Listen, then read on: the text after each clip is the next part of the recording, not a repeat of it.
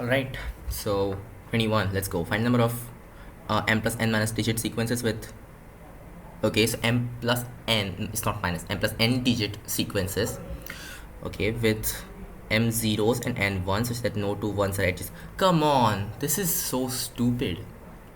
N is less than n plus 1, whatever. So just m plus 1 c n, of course, so that no two ones are adjacent. So remove all the ones, right? They're like m zeros, so m plus 1 places where you can insert ones, so m plus 1 c n. That's stupid. I mean, like, we have been doing that for so long, and now they are telling us the real formula. Next question.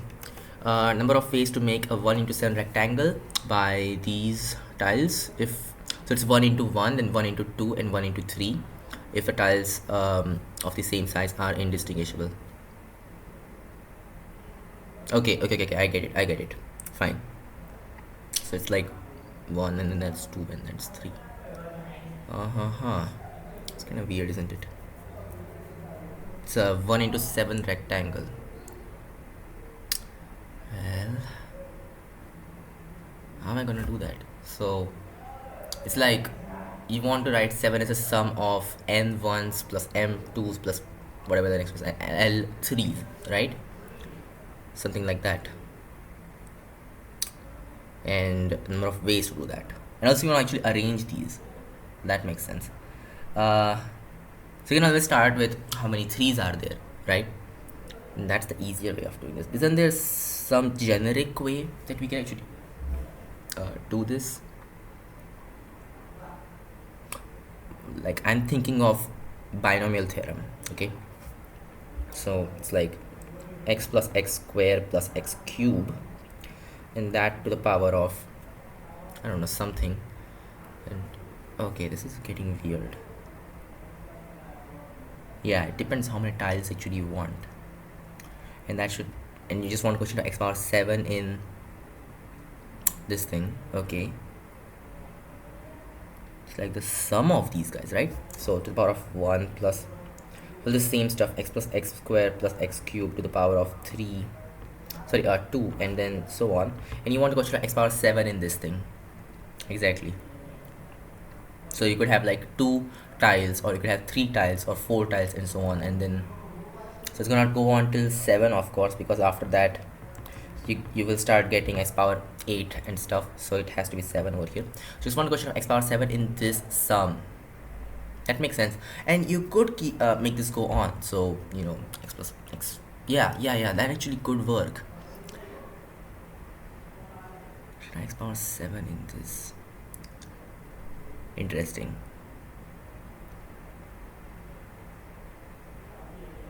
Now what do I do? Yeah, how do I solve this? You can make this into a geometric series and then do all kind of expansion and stuff. Probably not the best way to be doing it. Not for something as small as 7, right?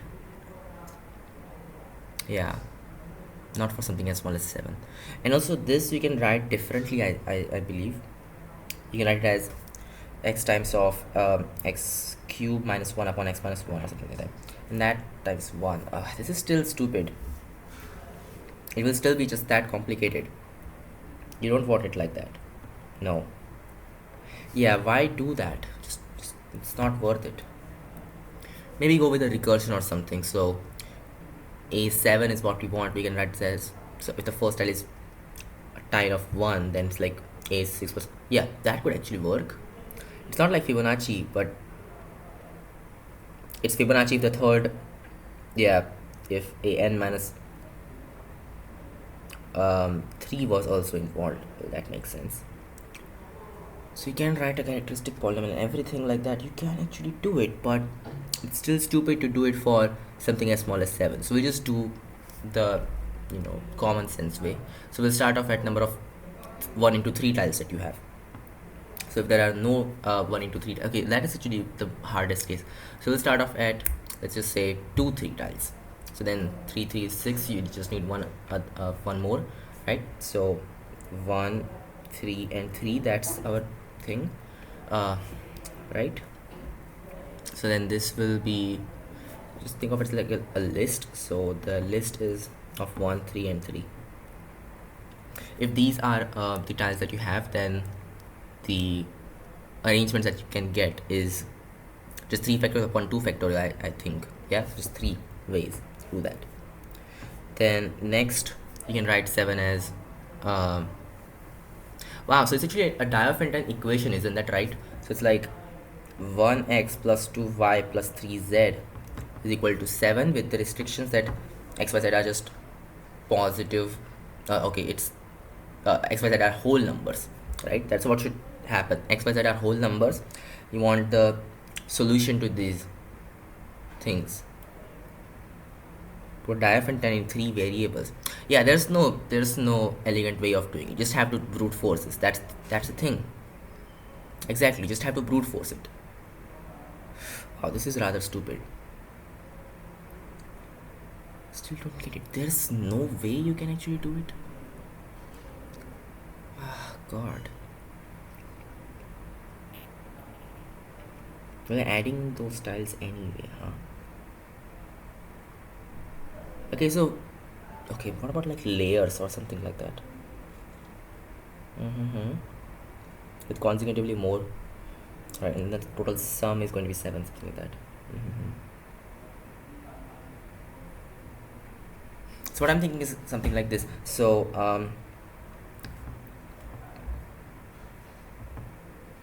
right, this will be our x, this will be our y, and this will be our z.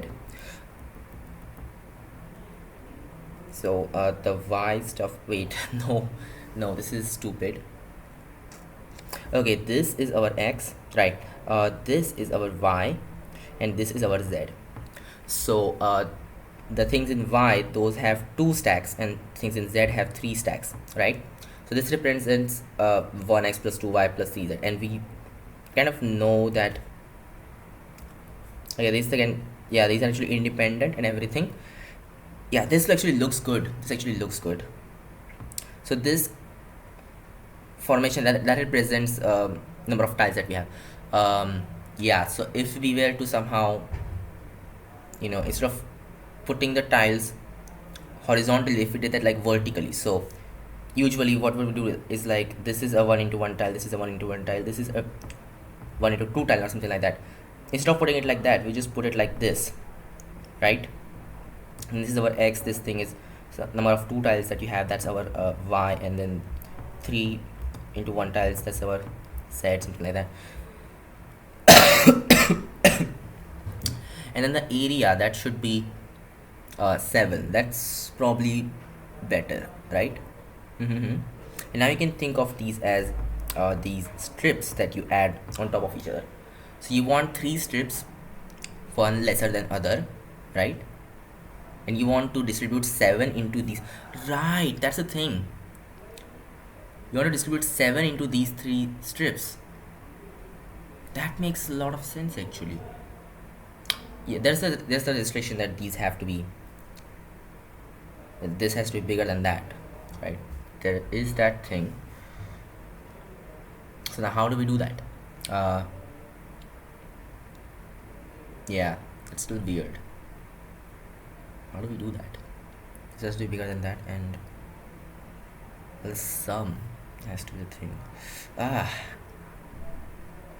Can't just do star bar theorem. That's not gonna work, because you have to have that have this inequality that this thing is actually bigger than that, and it's getting weird.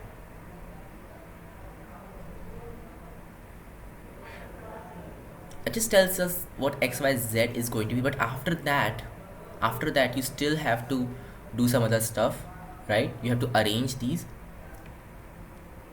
That's even more complicated, isn't it?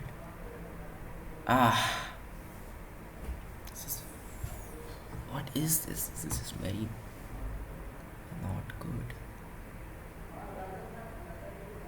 Come on.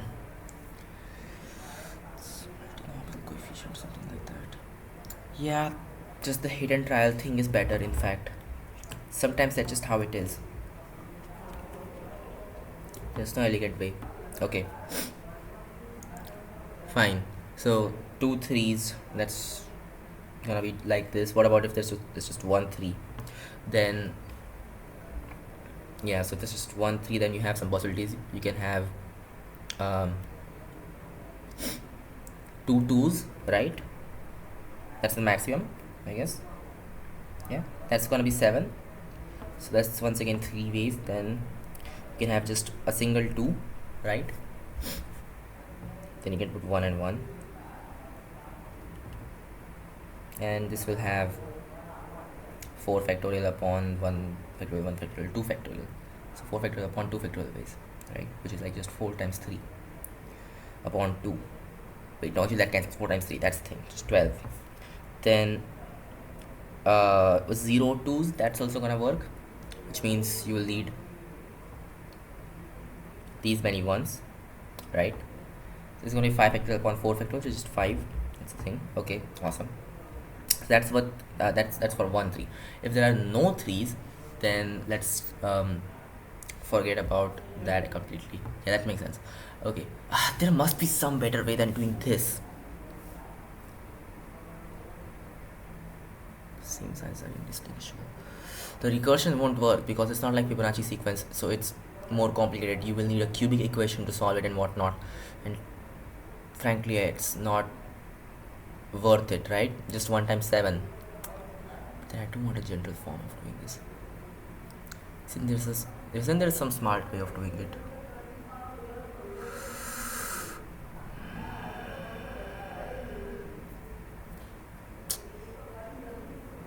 Just leave it 7 like that. It has to be less than that. That's still not good enough. Exactly, that's still not good enough. Number of ones that you have, that's actually God. This is so stupid, isn't it? Okay, just keep moving. There's no way of doing it, right? Okay, so 0 3s, then we'll start off a maximum number of 2s. We want 7, so 6 is what we can get, like 3 2s and 1 1. Number of ways is just 4. Then you will start for 2 2s and then 3 1s. Number of ways of doing this would be 5 factorial upon 2. Okay, 5c2 basically, just 5 times 4 upon 2, which is 10.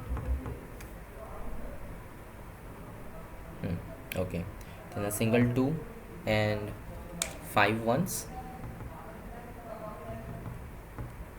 So 6c1, right? Just 6, sure.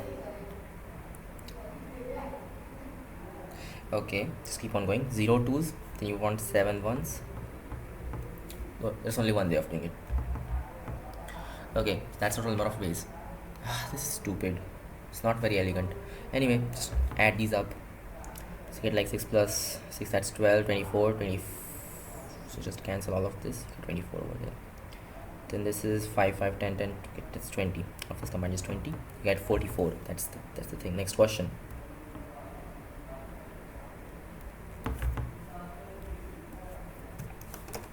Find number of seating arrangements of 6 persons at 3 identical round tables if every table must be occupied.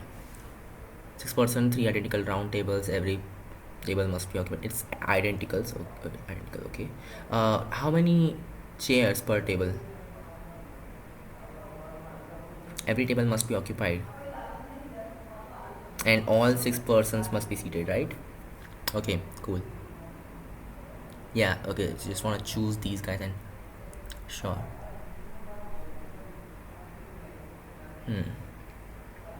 It's weird.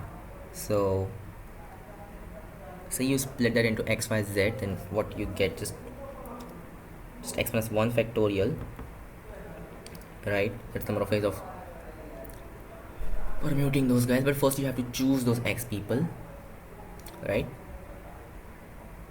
Yeah, it's rather weird. So you want to form sets first of all of these guys. That's the multinomial coefficient, of course. So yeah, the total thing is just x plus y plus z. It's factorial z factorial, because right. So now that you've chosen these people, next what you want to do is put them in the circles. So just x plus 1 factorial.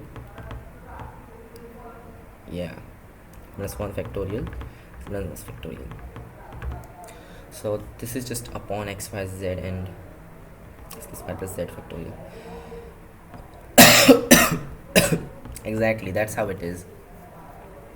The only thing is like, okay, you just forget about the tables at all and just think of the seats as fixed for once, and then it's just x plus y plus z factorial, right? But then the first table contains like x, so you just,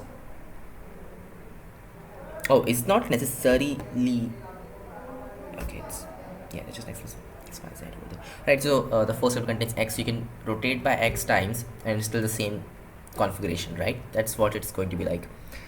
Yeah, so that's making it like this. Okay, cool.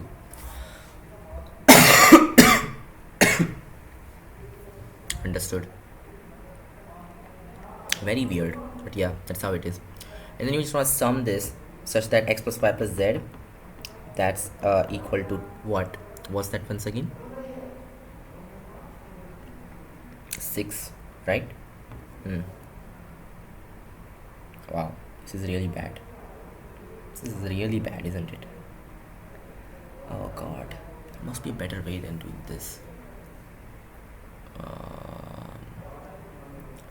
So does it even matter which of these is going to be sitting at which position? Actually, kind of does.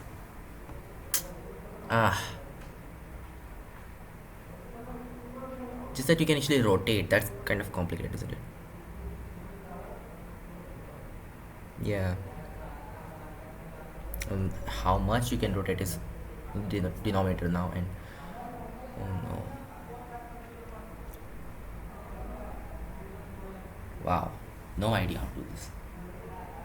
This summation of 1 upon x y z with the sum of x plus y plus z, that's equal to 6. How do you even calculate that?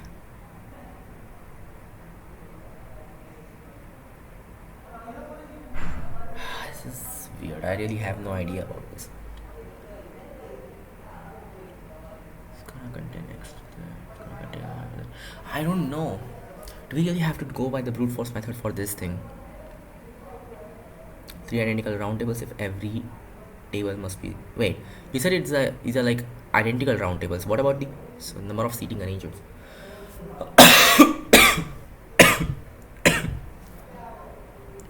So if these are identicals, then every table has just 2 seats or not? Wait, and wait a second, the tables themselves are identical. Oh shit, something's going wrong with this. This is very poorly worded. So when they said it's identical, do they mean the tables themselves, it doesn't matter, like they are not labeled or something, you can shift them and everything? Oh god, then they have to divide this thing by 3 because you can get the same stuff in 3 ways. Oh, okay. Or do they mean that the tables each have 2 chairs, something like that, and they are still actually distinct, and what they mean by identical is like they have the same properties? We don't know. I'm gonna assume it's the second one, because that's gonna make it much easier. So if each of them has 2 chairs, then yeah, this is actually very easy.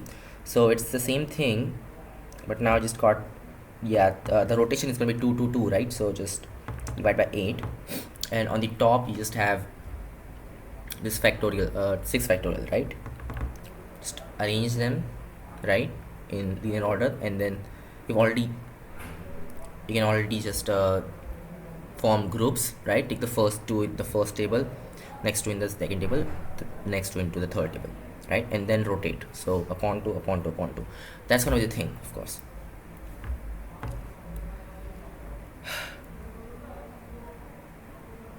Yeah, that's how it should be.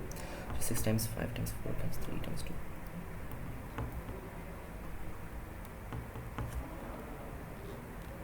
It's 30 times 3, 90. Next question. All the 5-digit numbers formed by permitting the digits 1 2 3 4 5 are arranged in the increasing order. Find the rank of R. Doable, very doable. So find the rank of 3521. Okay, the 1000th number. Okay, so before Yeah, okay, it's like the place actually matters, doesn't it? So let's go backwards. 3 5 4 2 1. Okay, 3 5 4 2 before that one. Oh, and these are not in repetitions, right?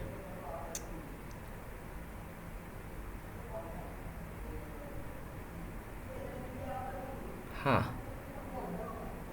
Increasing order. Okay. I mean, I do want to go backwards, but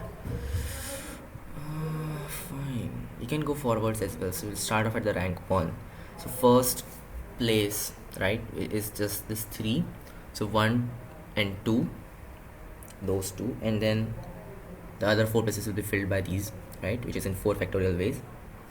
So 2 times 4 factorial would have already come before this 3 even took place, right? Okay, then next, if there's 3, then before this 5 you could have had 1 2 or 4, so plus 3, and there's like 3 places, so there's 3 factorial. Okay, cool. Then plus, yeah, that's got to be the thing, of course. And plus, so now 3 and 5 are there. So before 4 you could have had what? So 3 and 5 are consumed. Before 4 you could have 1 or 2, right? It's just 2 of these guys, and that times of 2 factorial. Plus, I mean, yeah, this also works. Okay, then 3 5 4 fixed. For 2 there's only one guy before it, so just 1, and that times 1 factorial, right? And now it's like 3 5 4 2, then it's gonna be 1 over there as well. So there's only one way this can actually happen. Yeah, so that's the rank. These are the number of things that happened before it, and this is actually its rank. Cool. Which is how much? Well, take that 3 factorial common, then you just get 8 plus 3 plus 2 times 2 factorial, just 4 plus 1 plus 1, which is 2. So 3 times 2 is just 6. 6 times of what? 11 plus 6, which is 6 times of 12, which is 6 and 12 is like 72. So that's our answer. Next question. That's first one. Okay, second one is the 100th number. Okay, cool.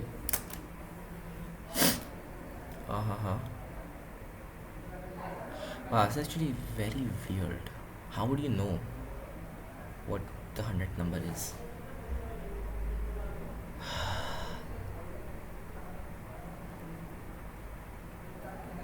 You can't just keep going like that, can you?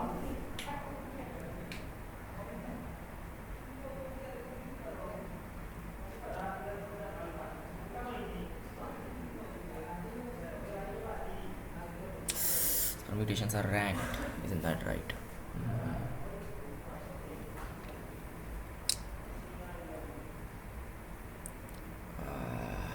This is very not so good.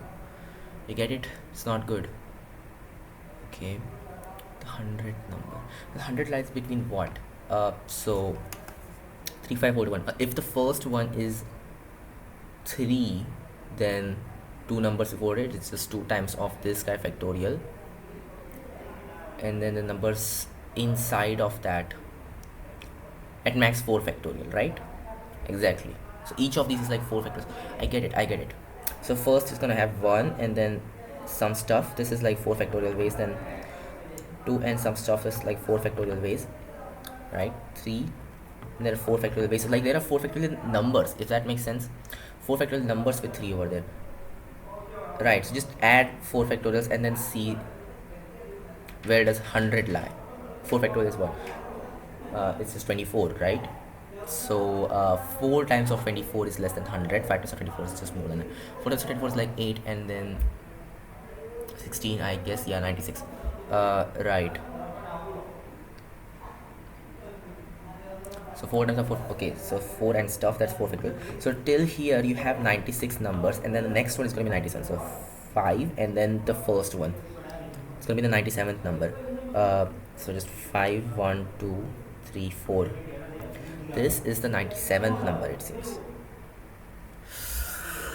Yes, that's correct. That's how it should be. 4 is 14, 24, that's 4 is 16, and then 8. Yeah, sure. So 97th number, then it's just still 2, and you want to change this like 4 and 3. This is 98.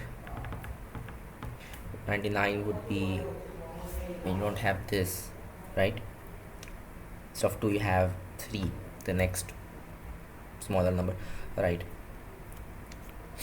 And then 2 and 4, right? This is 99th, and then 100th one is this. That's rank 100. Fine. The rank of 3 4. Okay, yeah, I get it. 100 number. This is this thing. 5 1 3 4 2. I'm still thinking, isn't there some better way of doing it? Most likely there isn't, but if there was, it would be good, right? Yeah.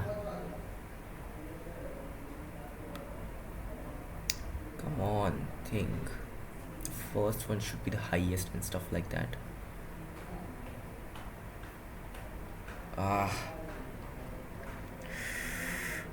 It's driving me crazy now. So there's like ones everywhere. We don't actually care about that, right?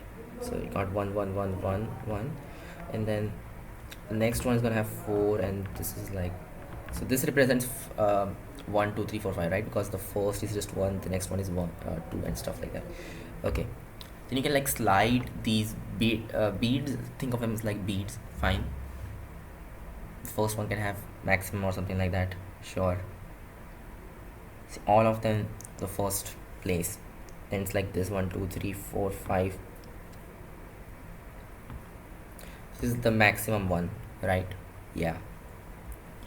So yeah, it's kind of like abacus when you want to count, isn't that right? Okay. Wow, this is very bad actually, because you will be moving the whole column. You can't just move single beads.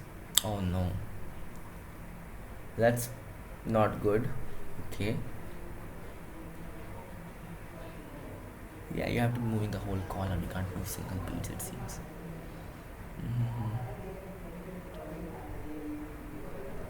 4 factorial comes from the fact that there is like 4 over there, and then no, this is not the way to be doing it. This is probably not the way to be doing it. Definitely not. Just move on.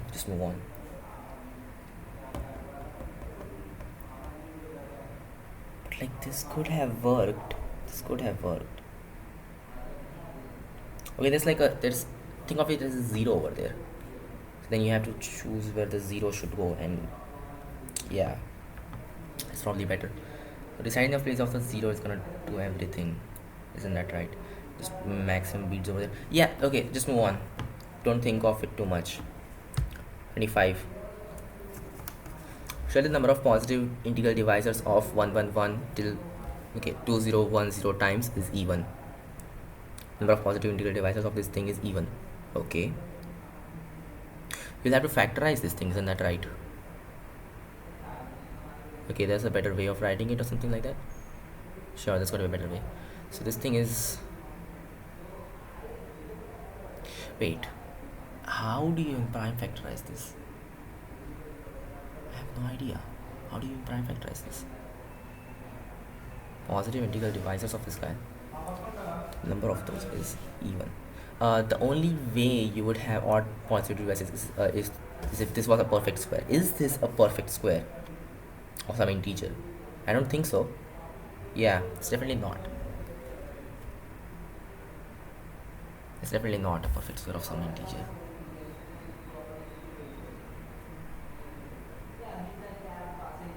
So it's 2010 times, huh? Yes, if I just add this like 2010, that's a multiple of 3. But 2010 is not a multiple of 9, which means that this thing is actually divisible by 3 but not by 9. So That's it, it's proved. It's not a perfect square, so the number of divisors of this guy is even, it's not odd. Yeah. Next question, 26. So it's done. Let n be equal to this guy. Find the number of positive integral divisors of n which are greater than square root of n. Okay, so every divisor can fall into three categories. Either it is equal to square root of n, or it's less than that, or it's bigger than that. The ones which are less than that have pair in the bigger than that kind of thing, right? So the number of divisors of this guy is what? 7 times 5 times 3 times 5, right? Which is like 75 times 7 or something like that. It's 49 and 35, which is 5 to 5. So 5 to 5 divisors, one of them is the square root, so just 5 to 4 other divisors which are in pairs, divided by 2, and you just get the larger divisors, right? Yeah, that's how it should be. So it's just 26 and 2. That's the thing, 262 divisors which are bigger than square root of n. It's a little crazy. 27. Find the number of ordered pairs x, y of the positive integers such that this happens. Oh, so these are positive integers, huh? Nice. So it's like what? X plus y upon xy is equal to, okay, 100 times of this guy, and that's equal to xy. So basically xy minus 100x minus 100y is equal to 0. Okay, so forceful factory, just do it like this: x minus 100 times y, right? Collect these two terms, then you want minus 100, and I also want x minus 100 over here. I don't have this minus 100, so I just put minus 100 plus 100. Yeah, and then plus 100 will become minus 10 power 4 over here. That's equal to 0. So like it's basically just adding this 10 power 4 on both sides, something like that. So this will just become x minus 100 times y minus 100 equal to 10 power 4. And you want what? You want the number of ordered pairs of positive integers xy so that this happens. Okay, well, this could be negative as well.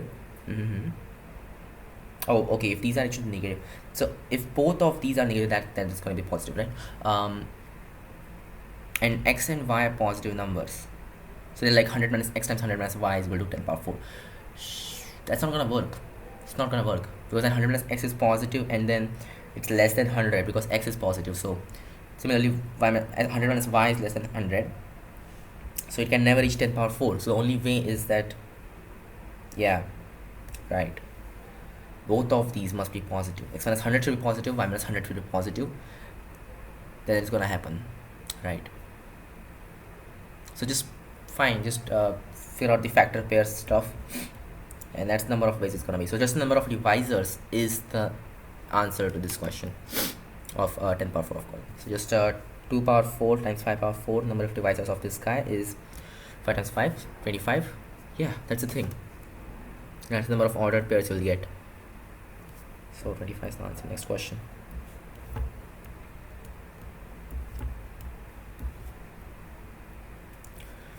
How many increasing 3-term arithmetic progressions can be formed whose terms are from 1 to till 100?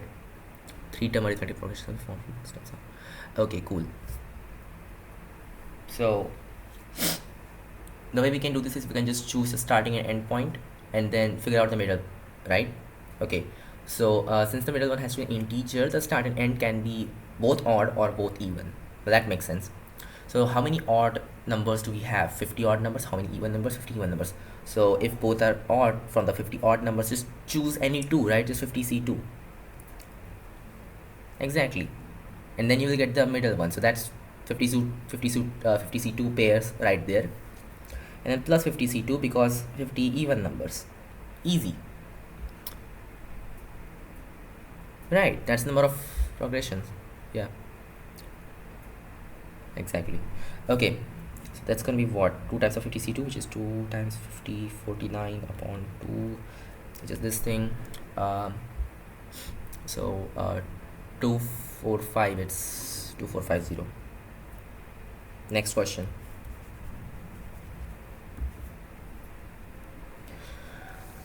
How many unordered pairs of positive integers a and b are such that LCM of a and b is equal to 126,000? Unordered pair, okay, fine. LCM of a and b. Mm-hmm. So then, other than that, you can have, okay, okay, I understand that. Fine. This is very weird. So if you have that over there, you cannot actually have it over here. I get it, I get it. So the extra stuff, that's what we're talking about, huh?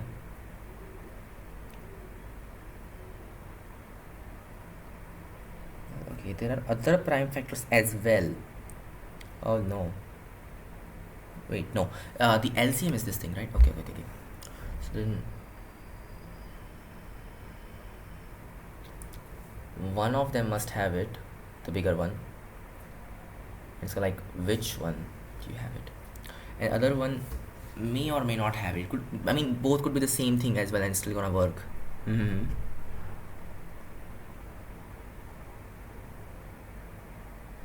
Oh, and in a set, if both elements are the same, then they are converted to a single element, right? So okay, you cannot actually have the same stuff going on. At least one of them has to be different. Okay, fine, let's start. So first of all, prime factorize 1 to 6 triple 0.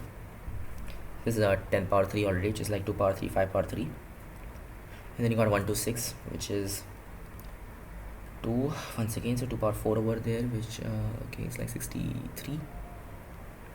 So 2 power 4 times 5 power 3 times 3 squared times 9. Is that right? Looks like that. Okay, fine. And you want the LCMs. Okay, so A and B. Let's think about the 2's first. So it could be that A has 4 and then B could have 3, 2, 1, or it could also have 4. If it does have 4, okay, yeah, there's that one case when A and B are the same, otherwise it will always work, right? So B can actually have 4, 3, 2, 1. And then you can go the opposite way, that A has 4 and that B has 4 and this has 4, 3, 2, 1. And that makes sense, right? So just 4, and then okay, the next one is going to be 3. Not for this one. So but I'm thinking like for B you can have 4, 3, 2, 1. But then if B is 4, for A you can also have 4, 3, 2, 1. That 4 we won't count, so just 3, 2, 1. So that's only 3. So 3 plus 4. Similarly for this thing, it's going to be 3 plus 2. That makes sense. So over here, right, we'll just have 4 plus 3. It's like 2 times of 4 minus 1, 8 minus 1, right? 7. So for this 4 just got 7. So 7 times of 6 minus 1 is just 5. Then this is 4 minus 1 is 3. 2 minus 1 is 1. So just to check, for 7 it could be like, this is 1, this is 0, this is 0, this is 1, or both are 1s. So that's the number of ways that it could be, assuming that it's allowed that A and B are the same, but it's not actually, right? So at minus 1, I guess that makes sense. Yeah, or maybe it is allowed, who knows? I mean, they didn't actually tell us that if it's allowed or not, so you could also keep that. Then it's gonna be this thing, 7 times 5 times 3. Yeah, hopefully. Which is 15 times 7, 7, and then you got 35, which is 105. That's our answer. Next question, 30. 30 is P is a 21-sided regular polygon. Exactly these many triangles whose vertices are vertices of P. How many of these triangles are acute isosceles? And it includes equilateral as well. Okay.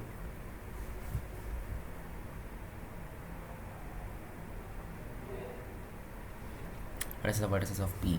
Okay. It's 21-sided regular polygon. We'll have to do some geometry in that case.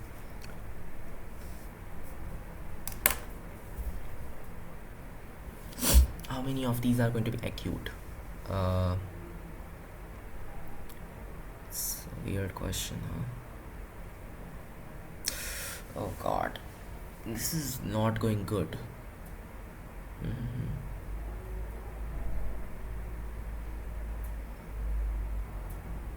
Yeah, this is definitely not going good. So how do you know? Okay, wow. when are two sides the same? That's like when the number of points, some number of vertices between the two vertices making the side, yeah, those are the same, right? Because these sides actually represent chords, since the polygon is irregular. Sure. So the arc lengths must be the same. That's why the number of points are also the same. Yeah. So that's our condition, isn't that right? It also includes. Okay. This is very weird actually. How do I even approach this? It's a 21-sided regular polygon. So we can just start like that. Start splitting this, right? And then every split we can. Okay, if it's a clockwise split or something like that. Okay, we'll just start off at the smallest side. That's gonna make sense. And then we'll just rotate it, right? So that times 21. Those many triangles you can actually get. Yeah, that actually makes sense. So those will be that will be for the isosceles case. And what about the acute one? So when is a triangle acute? All the three are acute. So I guess the better way is to find out the number of obtuse triangles and then subtract them from the number of triangles that you have, right? Okay. So when is a triangle obtuse? When some of these two sides. Okay, that's. Wait a second. Just wait a second. Square plus that square equal to this square. So like, fine. If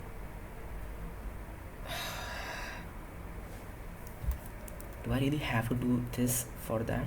ABC, and then let's call this angle as capital C. Z squared is equal to A squared plus B squared minus 2AB cosine C, right? So if C is an obtuse, then this is going to be negative. So like C squared is actually bigger than A squared plus B squared. That should happen. Okay, cool. So that's when this triangle will be, but this is stupid because C squared. You can't be doing that. No.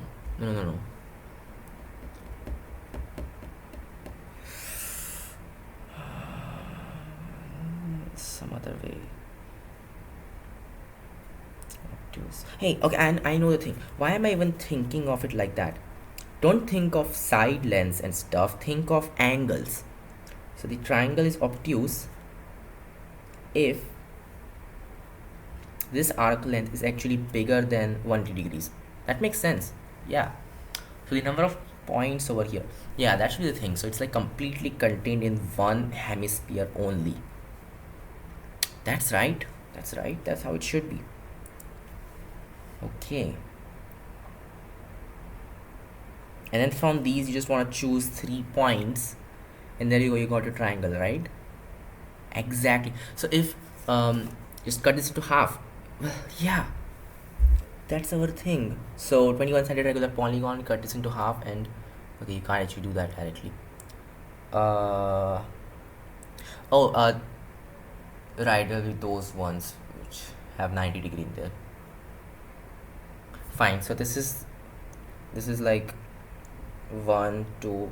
The vertices are labeled like this, and so on. This is the 11th vertex. This will be the 10th vertex. 12 vertex, and so on. Yeah, and you got 21 over there. So exactly 10 of these guys, exactly 10 of these guys. I mean, okay, that's not exactly like that. So these are 10. It's an extra 1, and these are 10. Well, okay, no, that's wrong. This looks wrong. So 1 and 21. Okay, this is the mirror image of that. This is the dividing line. I guess that makes more sense.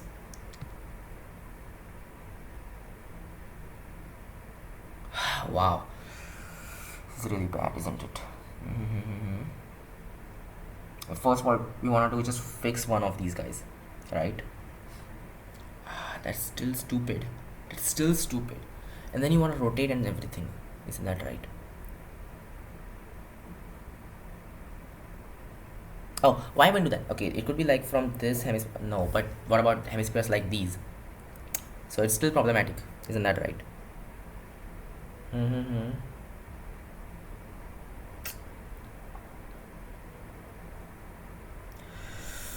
am I supposed to solve this then? Obtuse. Oh yeah, okay. I can just fix this guy to be here. Then forget about this completely. Or maybe not.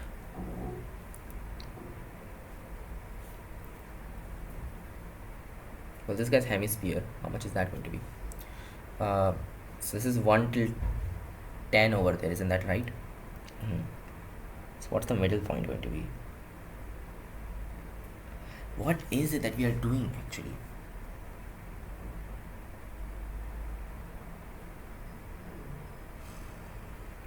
Wow, this is very bad. This is really bad. I don't know how to do this. Because you will just rotate and then so you can get all kinds of shapes. I get that. But you will just rotate and there you go. That's problematic, isn't it? Then it depends on what's the side length of this guy. I mean, like, what's the arc length that you have over here, right? Yeah. Because you will have exactly these many copies of a thing when you're doing that. Oh god. Oh god. Okay, let's just fix this point, right? Let's say that this will be one of the acute sides, right? Okay. It has to be in hemisphere. That's what we are saying. That's what we are saying. So that we don't have to worry about the rotation part. Yeah, because then if you just shift this, well, this is it has to be a longer side. Then if you shift this guy's side length gets changed, so that's gonna create new triangles, right? So none of them will be congruent. Awesome, that's how it should be. Just fix one of these and then do that, and you'll get all kinds of triangles like that. Is that right? Yeah, it's got a bit, because for any triangle that will that you'll get by connecting 3 points over here, you can just rotate it until that vertex lies over here, so the triangles are congruent and cool. Awesome, that's what we gotta do. Okay, so then we just have to choose 2 points from these points, which are like 10 points basically. So 10C2 types of such triangles that you can get, and then you will start rotating it. So this times 21, because that's just 1 point, 21 such points. So we'll rotate it, and there you go. That's the number of triangles which are obtuse. And also the triangles which are actually having 90 degrees in there, will include those as well. So the diagonal triangles. But yeah, okay. Sorry, what am I saying? The diameter triangles. But then, is there a diameter in this in the first place? No, there isn't. There isn't a diameter. Okay, there's nothing opposite to 11. Exactly. Something opposite to 11. Like this is 10 exactly, this is 10 exactly, right? Jump is 9 plus 1 is just 10. Sure. So that means there cannot be a 90-degree triangle ever. So these are the obtuse triangles, and then these are the complete triangles. Where did that go? Where did that go? 1 3 3 0, and this thing minus that. That's what we get for acute triangles. How much is this? 10 times 9 upon 2 times 21, which is 105 times 9. So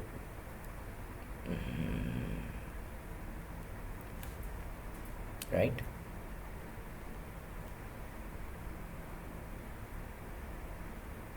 $385 is the answer.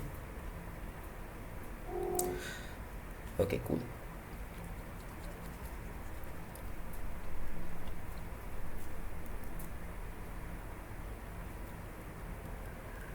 To 31, or maybe we should stop here. Oh, this is actually just the first question, so we'll just do 30 and then we'll stop. So first is 385, and the next one is actually slightly easy. So just the isosceles triangle, right? Yeah, so we will just fix this to be the vertex which is between the same sides, right? Okay, then these two areas have to be the same. We'll just call number of points over here to be x and over here to be x. So we'll start counting from this, and these are x and this is x, and we'll start counting from here, and this will be y, right? So you got 2x plus y plus 1 because this thing, yeah. And okay, so y can be 0 as well, right? Can x be 0? No, no, it can't be. Is that right? Oh god, this is very weird. Alright, so it's gonna be x6 anyway. Yeah, why have we been doing this? Because only thing is like x is less than something, and then y is already decided by what, 21 minus 2x, right? Minus 1, of course, like 20 minus 2x. So this will be 20 minus 2x of these guys anyway. Okay, so 20 minus 2x is bigger than or equal to 0. So even if there are like zeros over there, that works. That actually works. And x has to be greater than or equal to 1. It cannot be 0, right? That wouldn't make sense. There's got to be at least 1 over here.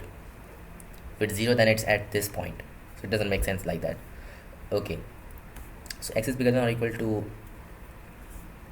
1, and it's less than or equal to something we get from there. So it's less than or equal to 10. So 1 till 10. Yeah.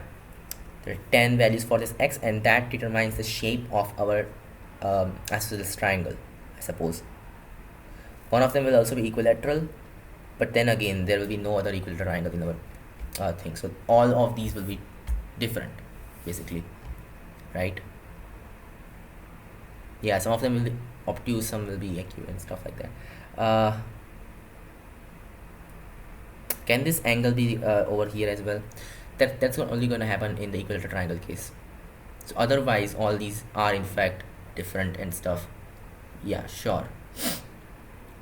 Which means that's it. All these are distinct shapes, and then we'll just rotate these. So this times 21. So 10 times 21 is the number of such isosceles triangles that you are gonna get. Easy. Yeah, 210. Alright, so that's it. We'll stop here. I'll see you guys in the next video.